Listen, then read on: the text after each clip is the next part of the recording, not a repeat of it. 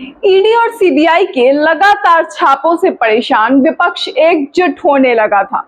2024 में होने वाले चुनाव से पहले अब 9 राज्यों ने एक ऐसी बात सामने रखी है, एक ऐसा प्रस्ताव रखा है जहां सीबीआई को बैन कर दिया गया है, जिससे सरकार की विपक्ष को तोड़ने की साजिश बताई जा रही थी। अब वही उनकी ताकत बनती नजर आ रही है।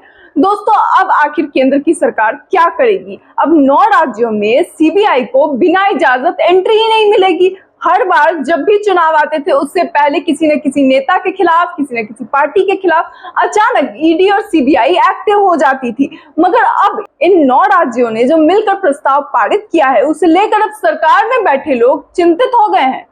नमस्कार, मैं सौम्या मिश्रा और आप देख रहे हैं लाइव टीवी इंडिया। दरअसल इस साल मार्च में एक संसदीय समिति ने कई राज्यों द्वारा सीबीआई को दी गई आम सहमति वापस लेने का मुद्दा उठाते हुए कहा था कि संघीय जांच एजेंसी को नियंत्रित करने वाले मौजूदा कानूनों की कई सीमाएं हैं, जिसके बाद समिति ने सीबीआई के अधिकार और काम के लिए नए सिरे से कानून बनाने का सुझाव दिया था।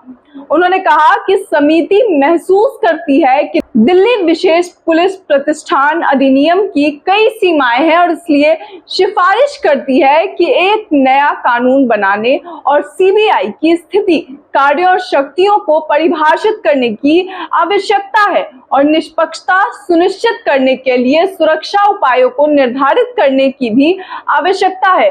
दोस्तों, इसका कारण ये है क्योंकि जिस तरह से लगातार सीबीआई और ईडी के गलत इस्तेमाल हो रहे थे, इसे लेकर कई तरह की याचिकाएं दायर की गई थी और उन्हीं में से एक ये था। और अब तेलंगाना, मेघालय समेत 9 राज्यों में चुनिंदा अपराधों की जांच के लिए केंद्रीय जांच ब्यूरो को दी गई आम सहमति अब वापस ले ली गई है। यानी अब सीबीआई अपनी मनमर्जी के अनुसार कुछ भी नहीं कर सकती है। केंद्रीय मंत्री जितेंद्र सिंह ने लोकसभा को बताया कि दिल्ली विशेष पुलिस प्रतिष्ठान अधिनियम की धारा 6 के तहत किसी राज्य की सीमा के भीतर जांच के लिए सीबीआई को संबंधित राज्य सरकार से अनुमति लेनी होगी। अब सिंह ने बताया कि राज्यों ने कुछ खास तरह के अपराधों और कुछ विशेष श्रेणी के लोगों के खिलाफ जांच के लिए सीबीआई को एक आम सहमति दे रखी थी ताकि वो सीधे केस दर्ज कर जांच कर सके, मगर अब इनमें से कुछ राज्यों ने इससे इनकार कर दिया है। यानी छत्तीसगढ़, झारखंड, केरल, मेघालय, मिजोरम, पंजाब, राजस्थान, तेलंगाना और पश्चिम बंगाल ने सीबीआई को दी गई अपनी आम सहमति अब वापस ले ली है।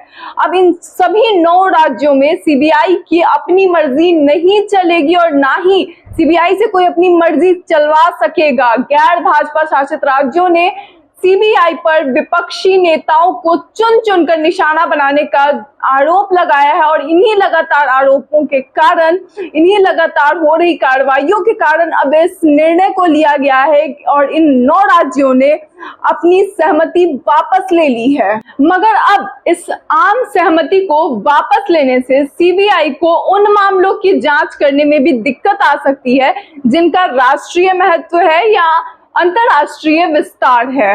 यह देखना होगा कि अब सीबीआई इन चुनौतियों की किस प्रकार से सामना करती है, किस तरह से उनका मुकाबला करती है और किस तरह से उन पर काम करती है और प्रभावी ढंग से अपने कर्तव्य का निर्वहन कैसे करती है। क्योंकि अब तक सीबीआई पर लगातार कई बार उंगलियां उठाई गई हैं, कई तरह के सवाल उठाए गए हैं, उनके कार्यों पर सवाल उठाए जाते हैं।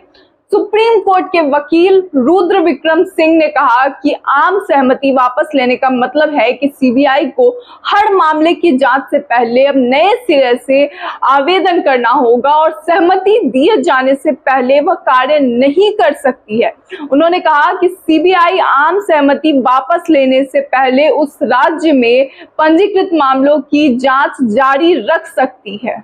यानी जो जांच पहले से चल रही है उस पर कार्रवाई हो सकती है। कलकत्ता उच्च न्यायालय ने जुलाई 2022 में अवैध कोयला खनन और पशु तस्करी के मामले में यह फैसला सुनाया था कि केंद्रीय जांच एजेंसियों को केंद्र सरकार के किसी कर्मचारी के खिलाफ जांच करने से किसी भी राज्य में नहीं रोका जा सकता है।